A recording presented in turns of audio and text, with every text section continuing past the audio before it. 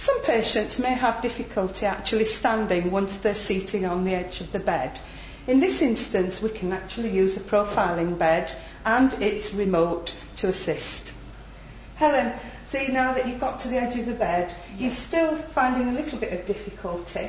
So what I thought we could do is use the bed to your advantage. Right. Here's the control that you're familiar with already. This is the control that will raise the bed up. So in order to do this, what I first need you to do is just bring your feet back slightly to a more natural position for when you stand. And if you can press the button to make the bed rise, I'll stay here, right? You'll feel it go up gently and your bottom rise. Helen, could I just add, if at any time you're not happy when the bed's rising up, just stop. Okay. We'll take stock and we'll carry on then. Right. That's good. Nice and steady.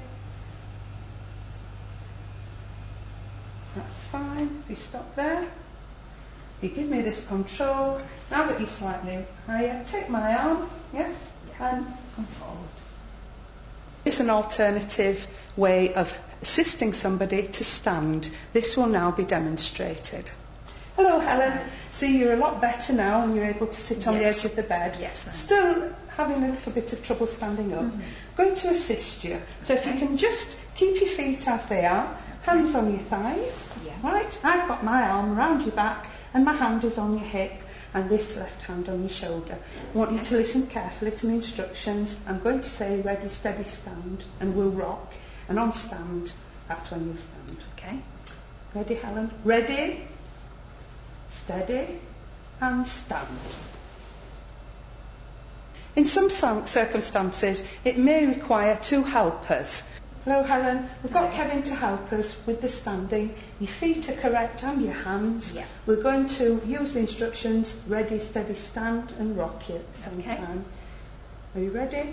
Ready, steady, stand. That's very good.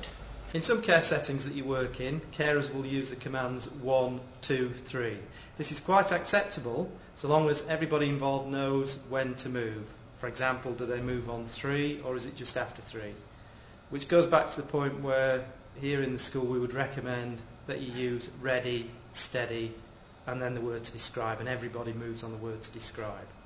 We'll now quickly demonstrate an assisted stand which will highlight this point. 1. Okay, Helen, as I discussed earlier, what we'll do is we'll go ready, steady, stand, and we will both move on stand. Are you okay? Right, that's fine. Right, so this time, ready, steady, and stand. This section, we're going to just spend a few minutes to talk through what you might actually see sometimes in clinical practice, and we have had reports from students who have actually seen this done. And want to make it clear right from the start that this procedure, this technique is not, I repeat, is not recommended. In a couple of the previous scenarios we've shown you how to assist the person to get upright to a standing position from sitting. We used the standard assisted stand procedure, and also we've gone through the standing turning frame.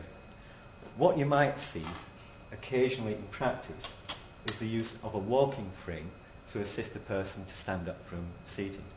And what the carers usually do is place the walking frame in front of the seated patient, then come round to the front, brace the cross slat with the foot, and instruct the patient to pull themselves up into a standing position. Now I won't actually do that because it's actually quite risky, for the reason that the amount of pressure that's put on the cross slat is really more than the frame can bear, and there is a risk, there's a danger that it will shear. The patient may fall and they'll injure themselves. So this is designed when the person is stood up and have got the balance to walk. It's not designed, it's not sturdy enough to actually for the person to pull themselves up. Okay? So what I recommend is that you use one of the techniques that we've shown you to get the person upright, and once they're upright, and keep the walking frame to one side. Don't have it in front of them, because what they might do if you're doing an assisted stand is to lunge forward to try and get hold of the handles, and they could unbalance. So keep it to one side, and only when they're upright, bring the walking frame through, and then they can catch the balance and they're able to walk.